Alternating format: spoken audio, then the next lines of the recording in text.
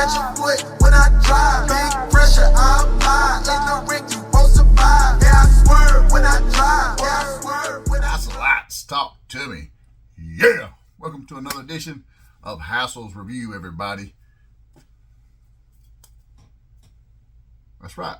I got shit. I got merch. Huge shout out to my boy up in Canada. Go hook him up. I got his link. I'm telling you, you will not be disappointed. So, this week, we're back, and we got another review for you. And not only, it's not a toy review this time. We're going to go with a spoiler-ridden, that's right, as Big Rob always says, a spoiler-ridden movie review of Late Night with the Devil. So, I've been seeing this, not a lot, trailer-wise on it, but I kept seeing pictures of it, stills here and there, and it looked kind of interesting. I like the dude is the main character in the movie, so I was like, you know what, scrolling last night, and I was like, damn, it should be on Prime, but it wasn't. So I did do the 7-day free trial of AMC, and I'll probably get stuck with it because I really want to see the spinoff series from The Walking Dead, the Daryl Dixon one, as well as the Negan and Glenn's wife. I don't know why. I exited the show when Rick got rid off, and that's the one I really want to see. So hopefully, maybe next week we'll have a review of some of that stuff there for you. I don't know. So I'll probably get stuck with it. But anywho, let's dive into the old meat and taters of this whole thing. Because I got this new subscription service, and now I was like, you know what, I'm going to watch this. And there's a lot of really good movies on there. If you do like a lot of the stuff they play on the AMC Halloween when they do their 30 days of it or whatnot, you can get them uncut on there, no ads, no commercials, all your cussing, violence and whatnot. So, Late Night with the Devil. Let's dive into this thing. So, basically, it starts off and you kind of get a little bit of a backstory of where America's at this point. It's the Vietnam era, so you kind of get okay, this is where our country's at. And they do a really good job kind of recapping some things and putting some things into perspective. Now, maybe that's more like what I need to be saying. They put some things into perspective for you. But the movie, it introduces you to your main star, which is the character that goes by the name of Jack Delroy. And if he did not miss the boat on the greatest porn name ever, man, I don't know what to tell you, because that man had a future there. He even had great hair too. So, hey, Mr. Delroy, he is starts out as a radio host, and he enters into the late night market. Johnny Carson's king at that time. No one was rivaling Carson. I don't care.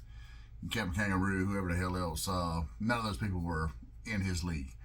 So Jack Delroy enters into and he has a late night show, up all night or something like that. It escapes me. He had an owl there, but he enters into it, and in a short amount of time, he starts becoming pretty damn successful, and he hooks up with this group of people. They meet at the Grove in California, the tall trees, and we'll venture back into this a little later. But the tall trees, the Grove, it's basically Puff Daddy's society without Diddy oiling everybody up. Maybe, I don't know. I didn't see any fornicating, so to speak, thankfully. But they had backdoor dealings. This were government officials and high-ranking celebrities and whatnot. They made deals, and apparently they made pacts with the devil.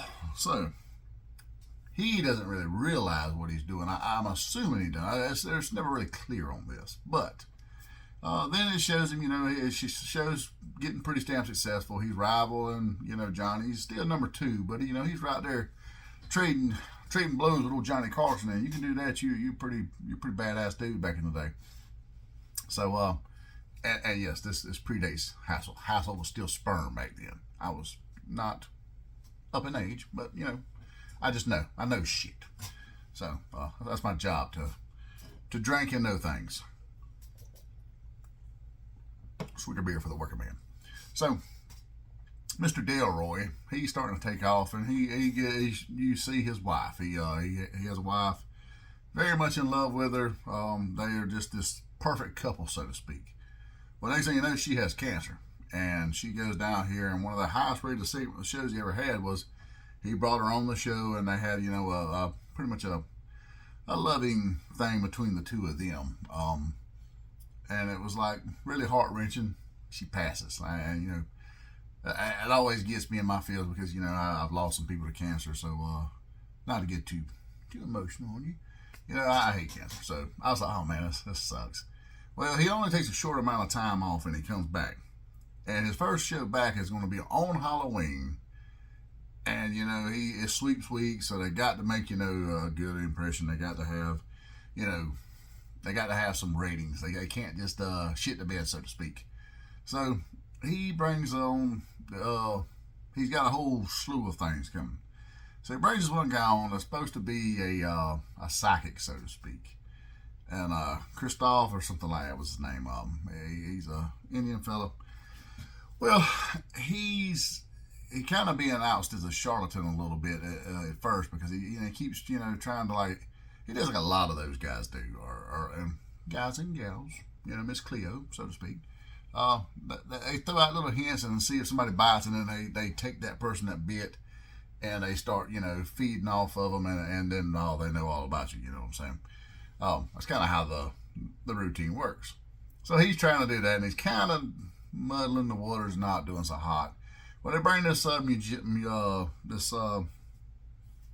mystical fella on. That's his thing. He comes on and he does all kind of parlor tricks, and then he exposes people. He's kind of a prick, but he's there to denounce everything that's going on that night. And if he can be proven wrong that he's in the wrong, he's gonna give Jack a $500,000 check.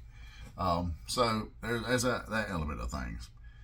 And it kind of during the commercial breaks, it does like guerrilla footage, so to speak. And you get the Jack off to the side talking with producers and whatnot, and they're telling him what he needs to do. And you got his little sidekick or whatever. That's Andy to the Conan. He's telling him, hey, you didn't have to come back. You could have took time off. We understood. They're kind of worried about it.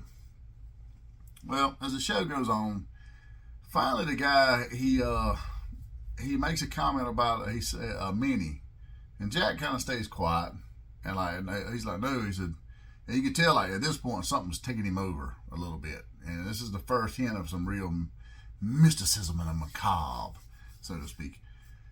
And he's like no, he said a man who's wearing a wedding ring but not married, and he's naming all these things off, and it's Jack, but he's not playing his hand or whatnot.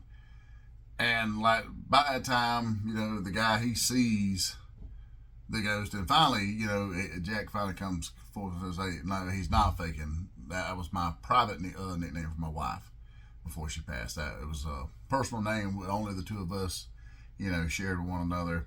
That's why, and the guy, that's the I keep wanting to say musician, but he's the mystical guy. He keeps trying to call bullshit on it. He said, nah, you just want this chick.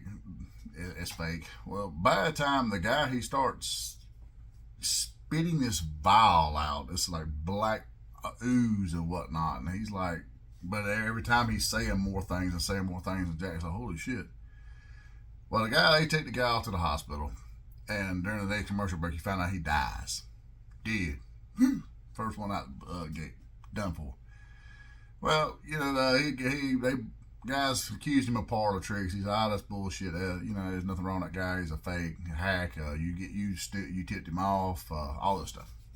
So by the time they bring Lily on, and this little girl, she was the only survivor of a cult that worshipped the devil and a demon, a particular demon.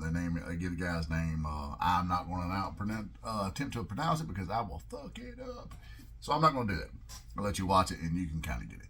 But she's the only survivor. They had a mass suicide. The police got there in time to save her before she got killed. So she's the only survivor. So, and since then she has been traumatized. And actually, the lady that is her doctor, she is actually adopted her. She's her legal ward, so to speak, and she's her doctor. And she's like, they got her there to talk about the fact that, hey, she's possessed by something. He calls it Mr. Wiggles because, he wiggles his way up, and then once he's done, he wiggles his way down. And it's pretty damn creepy. The little girl, she's got something, but she keeps saying things about Jack like she knows him personally. And that's kind of like, what's going on here? Well, he's like, look, he said, why don't we, commune with the devil? Let's do this. And, the doctor's very, very apprehensive. She doesn't want to do it. And he's like, look, well, you can control the setting, so forth and so on. So finally she caves and she does it. And during this, the girl starts to transform and she gets this grotesque mouth. Her eyes change, her voice changes. And she keeps saying things to Jack like, you couldn't wait for your wife to die, so because you want to fuck my doctor here. And she's like, he said, then she looks at the doctor and asks his last what happened to her, how did that work out for her? And I was like, oh shit, it's getting real. Like, ooh, some pretty good jabs. Well, it goes back and forth a little while, and some things happen. Then eventually her chair starts levitating. So it's like, ooh, but they finally get her to snap out of it, and they go to commercial break. Well, off to the side there, everybody's trying to regroup and like, ooh, shit, what just happened here? And of course, the other guy, he is still saying, oh, no, this is fake, it's bullshit. And Jack's like, no, you just don't want to give me $500,000. He's still staying on about this $500,000. And his producers pulled him off to the side and told him, hey, I hate to tell you, we just rivaled Carson right here. You're the most talked about thing right now. We're getting reports back. Everybody's watching this. Well, the other guy's going to prove at this point it's fake. He can prove without a shadow of doubt. So he brings the sidekick over and he hypnotizes him. And they have this the guy's afraid of worms. So he's like, you got worms crawling all over you, this, that, and the other. And the guy's pulling one out of his skin, and next thing you know, he's ripping his stomach open, and there's just all these worms. Well, the guy that hypnotized him, he's like, oh shit. He's looking like this is not supposed to be happening. So you're like, oh man, did the demon do this? And they kind of find out, no, it was all hypnotic. He snaps him out of it, and the guy, he was fine. He hadn't had no worms, etc. So the guy's like, see, I can make you people just witness this. You thought it happened just like he thought it happened. It's an illusion. So Jack's like, nope, we're going to show you one more time. And the show was supposed to end at this point. But he pushes it, no, we're going to stay on the air. We're going to stay live. We're going to do this one more time. And the doctor is getting pissed at this point. She's like, you're trying to, just exploit this young girl.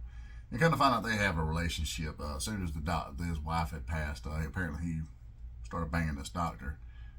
So there's that part of it there. So he's not a good dude. And well, they go into it again, and they go to hypnotize her and all this stuff. And she makes a comment about, he said, you talk like you know me. And she said, oh yeah, I remember you from the tall trees. And you're like, ooh, wait a minute. So he's like, what are you talking about? And she's talking about the secret society. So apparently, at some point in time, he traded his wife's soul so that his show would be successful. Yeah, he's that guy. So in doing so, she got cancer inadvertently. He is the reason why she not only lost her soul, but got cancer.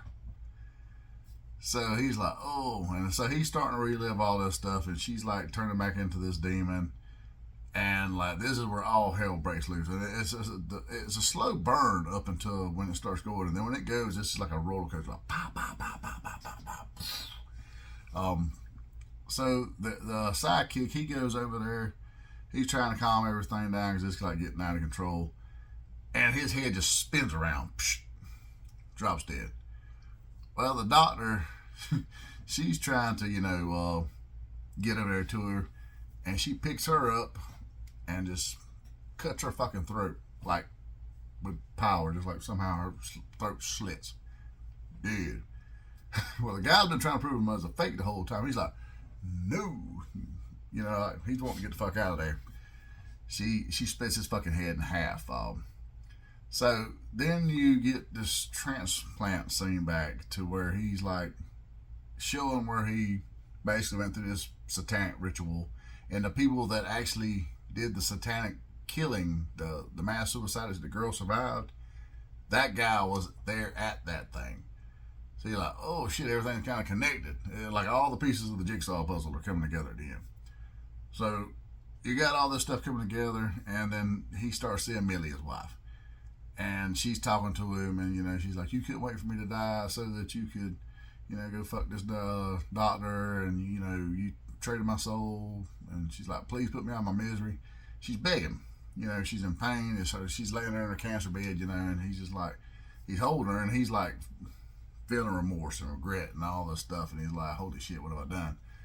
Well, the knife from the satanic ritual is sitting right there. And she's begging him, please put me out of my misery. Please put me out of my misery. You know what to do. So he finally starts stabbing her to death. Kills her.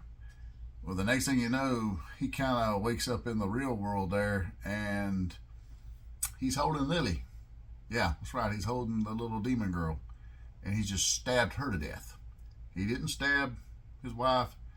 And by the time reality starts sinking in, all these dead bodies around him, he's sitting there, just stabbed a woman to death on live television.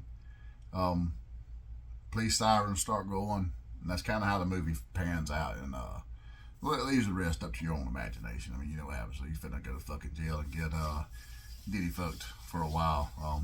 So yeah, pretty solid movie all in all. Like I said, it's a very slow burn to begin with, but once it starts cracking, and it goes, and I enjoyed it. I give it about a good solid 4 out of 5 Hassels. So very, very enjoyable for me. I liked it. It's probably got some rewatch factor. I'll probably watch it again, maybe a couple weeks, maybe mid-October. I'll probably give it a whirl again and see. You know, I feel like there's going to be some stuff you missed. It's got that. Maybe you don't want to rewatch it like 2 days later, like you would with a Deadpool or Wolverine or some other things, but it does have that rewatch factor. So 4 out of 5 Hassels. I highly recommend it. Go out of your way to watch it if you got it. Even if you don't want to get AMC subscription, just do the free trial. Cancel the shit in 7 days. It's well worth that. So I want to give some shouts out, give some little love to some people. Let's hit our sponsor, the Zone Collectibles, 305 Main Street, Tifton, Georgia. Couldn't do this without these guys, the Clady family. They're so good to us. Thank you guys for everything you do. If you're in the Tifton area, stop by, check them out. And if they don't have it, you don't need it. Want to give some shout out to our boy Chris Daly of Fueled by Weird. He is also a member of the Stay Weird Network family with myself and Monster, who also does the Nerdy Man Room show, as well as this show, Hassel's Review. Hey, shameless plug. And we can't leave our boy out. Our big buddy, Mr. Big Rob of Big Rob's House of Entertainment and No Chinese Food. Hit him up every week. He is always on the YouTube. He is dropping new content, and he's dropping it like it's hot. Man, he drops some good stuff. He just done a couple of good toy hunts down in Alabama, you know, where Forrest Gump and them old Roll Tiders are at. So go check that out. You'll highly enjoy it. He's always got some cool things to show and say, and a couple stories of the road, if nothing else. So show him some love. So that being said, this is this week's edition of Hassel's Review. Let me know what you think if you watched the movie, and if you haven't watched it yet, go watch it, and then let me know what you think afterwards. So that being said, so no. Garbage, top rope, catch a vibe, catch a foot when I drive.